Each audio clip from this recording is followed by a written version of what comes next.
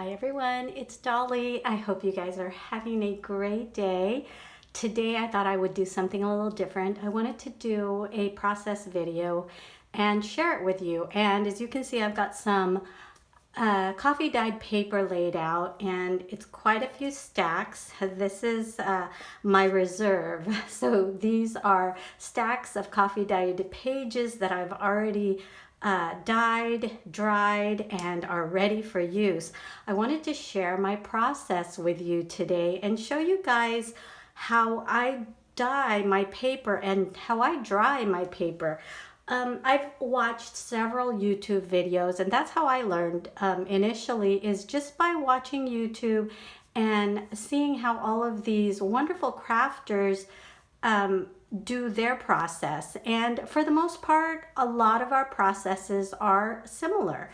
Everybody takes whatever it is that makes it easier for them and they modify the process, just like I have. I've modified it, or not really modified it, but I've added to it to make it easier for me. And I know I've told you guys before, I live in California, so we always have sun, at least for the most part. And so with that, I don't necessarily need an oven to dry my paper. I could actually just leave it outside. But I'm going to take you from step one through the end process on how I coffee dye my paper. I know a lot of people also use tea. Again, for me, I am limited in time most days and I'm always in a rush. So when I need the use of my coffee dyed paper, I need it instantly. So I always have to have some reserve stacks. So the process for me is usually on a Saturday, and I usually do this while I'm cleaning house. I just start by dyeing the paper and then I leave it out to dry, and that's it. It's a very simple, easy process for me. And let me show you guys the results of the type of coffee dyed or coffee stained paper that I end up with. These are several stacks, and I believe this is maybe two processes, meaning this may have been 2 Saturdays that I did a batch of paper. And I don't really like to do too much at once because of course the more paper you do, the longer it's going to take, and sometimes I just need a few pages. So again, these are over maybe a period of 2 Saturdays that I actually dyed my paper. These are the plain pages that I dyed, and let me show you. I like to get a nice print on my coffee dyed sheets, meaning I don't like them to be too perfect. I like them to look a little aged, and I'm going to show you in my process how I get some of these designs. And I guess to me they're called designs, really they're flaws. But again, I'll show you how I achieve these little marks. And again, you will notice that these pages are not really super dark, but I don't really like my pages too dark because I know essentially these pages are going to be used for journals to write on. So I really, don't mind that they're not that dark. And I actually love the colors that I get from the coffee that I use, or the instant coffee grounds that I use. And you can see they're not perfect, just like the way I like them. I don't want them to be perfect. I want them to have marks and I want them to have flaws because they are supposed to be aged. And you see these lines right here? This is from the actual surface that I used, that I laid these on. So sometimes laying these to dry on uneven surface makes them really pretty. And this is really dark because this was the top of the stack on a really hot summer day, and it almost burned the paper, I guess. So yeah, I really like that the more flaws they have, the prettier they look. So this is the plain paper, and you guys, I typically use 28-pound paper. Sometimes I will use 20. I really prefer the 28 pounds because again, it's a lot more sturdy, it's thicker, it's stronger, so that it doesn't tear apart when you take it out of the coffee mix or the hot coffee. These are pages that I actually printed on before I dip them in the coffee to soak.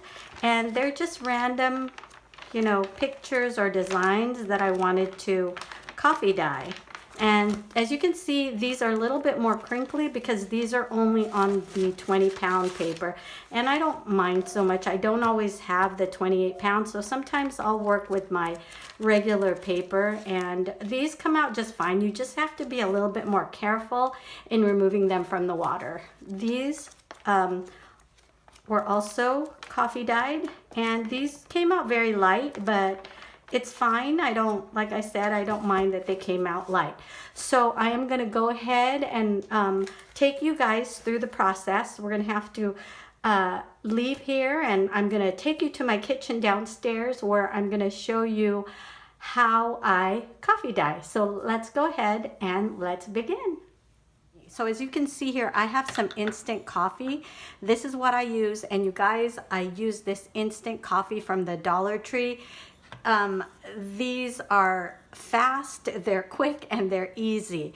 So what I'd like to start off with is a deep pan, and this is a pan that measures about 11 by 15, and then a smaller pan that fits my paper so that I can transfer it over if I need to, and it fits just like this. Actually, let me show you how big this pan is. This is the deep 11 by 15 pan. It's about that big, and I'm gonna go ahead and put this back. So I've already added a little bit of water. This water is just warm. I'm boiling some water right now. Also, to dry my paper, I do not oven dry because, again, I'm fortunate enough to live in California where the sun is always out and the weather's always great for drying paper outside in my backyard. So just having to put the sheets in 1, 2, 3 at a time in the oven is just way too time consuming for me. And I understand sometimes you have to do that, but I've never done that. And I really like the way that mine dries outside because I can just leave it, and when I come home from work most days it's already dry. So I did already microwave some water to heat it up. I'm also boiling some, so I'm going to go ahead and add my water to this pan, and then let me go ahead and take the water off the stove. So I'm going to go ahead and dump the rest of this water in here. This is pretty hot, but I want it to be hot so that my instant coffee will melt well. Okay, so I don't really measure, you guys. I just put in what I have, and this is a leftover bottle, which is probably half a bottle. I'm going to go ahead and put all of that in there. As you can see, it's got a really dark, rich color, and that's what we want to try to get, is a dark color. So if you want to add more, you can. This smells really good right now because the water's really hot, and it smells like coffee in the morning. So let me go ahead and add a little bit more. I think I might have put a little bit too much water in this pan, but then again, I'm only doing a little bit today. I'm only doing a few pages, not like what I usually do. Usually I really like to dye my paper in stacks. Okay, so I think that's good because I am going to let the paper sit for a while so that it gets that rich dark color. Let's go ahead and make sure all of these coffee grinds, or whatever they are, instant coffee flakes, are melted. All right, so okay, so let me go ahead and show you while this is dissolving. I wanted to show you this tray that I use, and for me, this is what helps me do this process quicker. At the Dollar Tree, you can find trays just like this with holes in them, and this is what helps me out a lot. I have not seen any other people use these, but for me, it's kind of like a less mess process. So after you dissolve the coffee in your water, you want to just make sure it's really dissolved, thoroughly dissolved. What I'm going to do is I'm gonna put this in here, and the reason why I use this and instead of just putting the paper directly in the pan is because it makes it easier for me to remove the paper later on without ripping the paper. And to me, that helps so much because sometimes I don't always use the heavy paper. Sometimes I use the 20-pound paper, which is really kind of hard to lift up without tearing. I am going to show you that I am going to dye 28-pound paper, which is this one. It's a little thicker, and you can kind of tell. This right here is paper I've printed on, and this is 20 pounds. And this is the thin paper that's really very, I guess, hard to pick up once it's wet, and it rips easily. So that's the reason for this tray.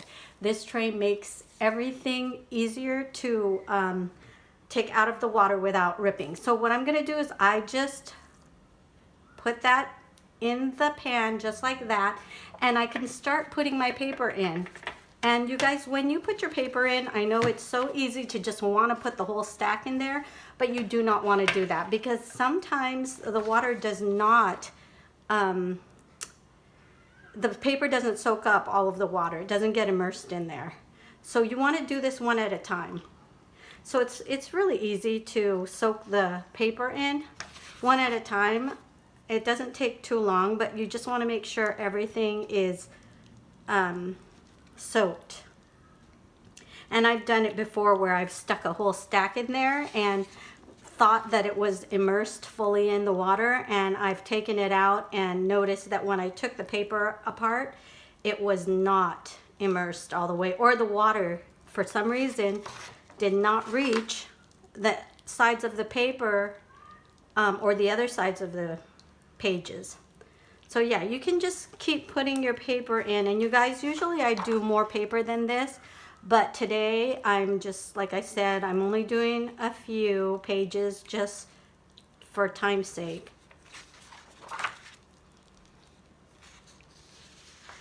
And I feel like maybe I need a little bit more coffee in there. The color of the water doesn't look as dark as I would like it to be. Usually I add a little bit more, and it's okay if you've already put your paper in there. I mean, it's fine, it'll dissolve. You can just keep mixing or stirring or moving up the water like this. Sometimes it even gives a nice little design on that page.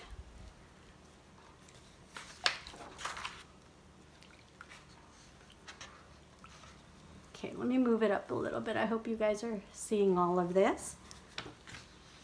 And it's really nice.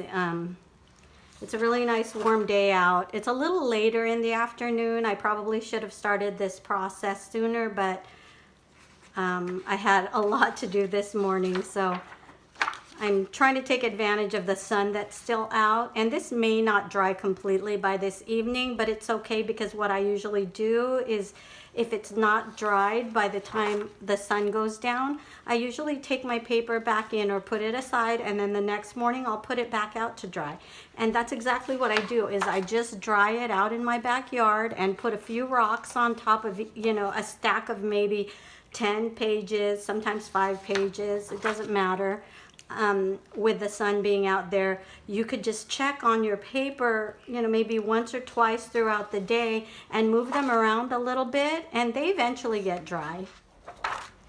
I'm going to show you, once I take the paper out, what I mean about how much easier it is when you've got a strainer type of pan, whatever you call this, to take the paper out. And what you can do is you can measure your pan before you go and look for your strainer, so that it fits. You don't want to waste, you know, your time or your money buying a strainer that won't fit into your pan. And if you can find a large enough pan, more than likely most of the strainers that you find will fit in. And Dollar Tree actually has a lot of these. I found 3 different sizes. This is actually the smallest of the 3 that I found, but the other strainer that I found from Dollar Tree fit in here. The third one I think was too large, but I can always find a larger one or a larger pan to put that strainer in. Okay, so I'm gonna stop here and let's go ahead and let it sit for a while, and then let's come back so that I can show you guys how easy it is to remove the paper and how to dry it or let it drip dry for a little while. Okay, I'm back, and this has been sitting for a few minutes, and I think it's long enough. Usually I'll let it sit for a little longer because I'm doing either housework or whatever, but in this case, a good 5 to 10 minutes is just fine. So I want to show you, I'm going to put this aside, what this is looking like, and I want to show you the entire pan. So here's what I usually do when I feel like it's ready to drain. What I'm going to do is I'm going to take a plastic bowl just like this one, and I'm going to use this as a base for the bottom so that my strainer will drain properly, or so that it will drain for a little while. So I will just take this and I'll just put this right underneath, just like that, and I'll set this right on top, just like this, and let it sit for a while. It'll drain just fine this way. And I wish I could show you from a side view, but actually let me show you what it looks like. It's just sitting just like this.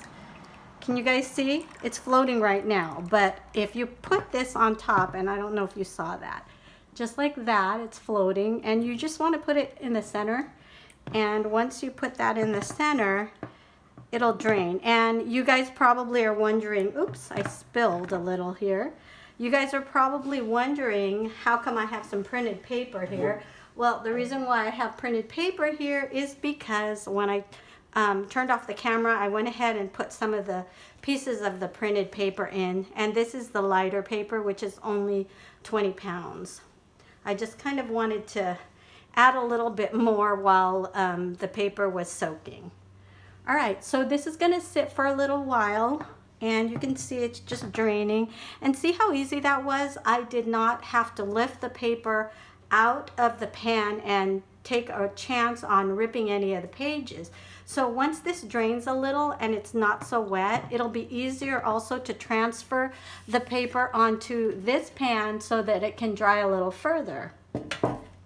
So I'm going to go ahead and I'm going to put this back the way that it was and let it continue to drain. So after this, let's say it's been draining a little longer than it has now, it's ready to go outside to dry. Like I said, I don't oven dry it because it's just too time consuming for me. So what I do is I lift this paper up as careful as possible, or as carefully as possible, and I will transfer it onto this pan. So I can put this away now. We're done with this. Unless you have more paper that you want to dye, you can go ahead and continue to dye. But wasn't that an easy process for transferring the paper? I love this process so much because it is a quick and simple process for me, and I tend to rip the paper easily. So then what we're going to do is we're going to go outside and take this out to dry, and I will show you that in a little while. Okay, you guys, so we're now outside for the drying process. We're in my backyard, and I'm actually using my fire pit to dry the paper. This is what I usually use. I do tend to use anything or any surface that's flat, and as long as it's clean, I'll use it. And at this point, my fire pit is clean and it's got a flat surface. And when I have a lot of paper, I also tend to use the seating area near my fire pit, which is right there. I usually surround that with, or cover that with, paper. But in this case, I'm only dyeing a small amount of paper, so I think my fire pit will work just fine. So we're going to go ahead and we're going to take the paper, and I like to grab at least maybe 5 at a time. So I'm going to go ahead and take the printed paper and put that right there. I'm going to take about 10 more, and I'm going to lay that right here. And you can see sometimes it rips, but that's just how it is. Okay.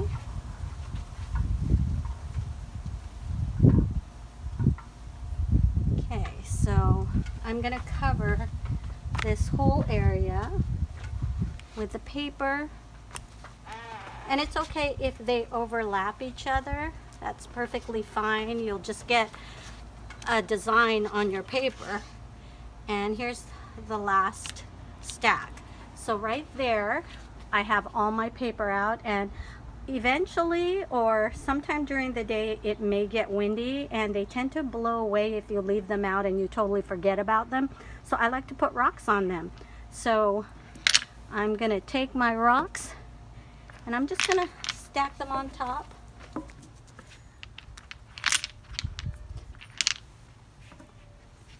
You guys, these rocks I've had forever. They're just rocks that I either use to paint on or I've used as inspirational type rocks that we scatter, just like this. I usually use a stencil. I'm sorry it's so dark out here, you guys.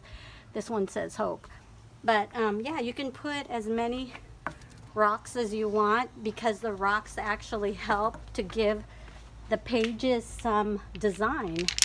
And sometimes you'll see once they're dried that you'll have these really neat spot prints, and that's what I like to get. I like to get some kind of design on the pages once they're dry. So I kind of like to put as many rocks as I can on the pages.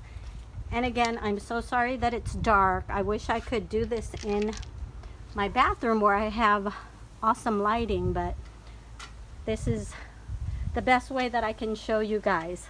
So anyway, that's my process, you guys. And usually, like I said, I'll leave this out probably a whole day, especially when it's sunny. It's so nice because it's sure to be dried by the end of the day.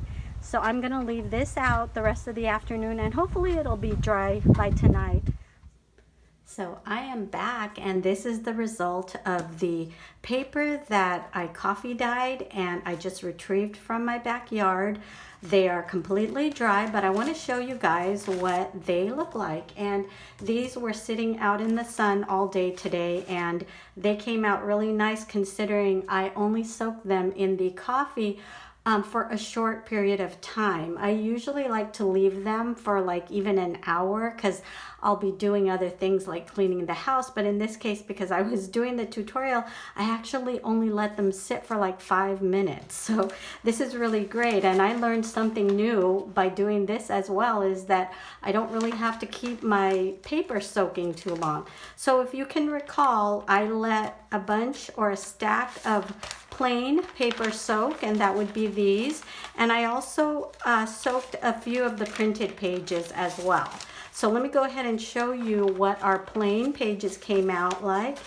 And I think they came out beautifully. So here with these designs are my rock prints. This is where I laid my rocks. And as you can see, this stripe right here, that's just a result of the paper being laid one over the other. So you can do all kinds of really neat things as far as what you put underneath the paper or what you stack on top. Here's another line right here. This is from the actual tile on my fire pit. And again, these circles are a result of the rocks that I had laid on top. Look how pretty this one came out. I really like the color of this one. So, you know, even though they're all stacked together, you kind of get various prints, which is really neat. I love the freckles on these too. You get a lot of spotted ones, which look really pretty. These are kind of plain.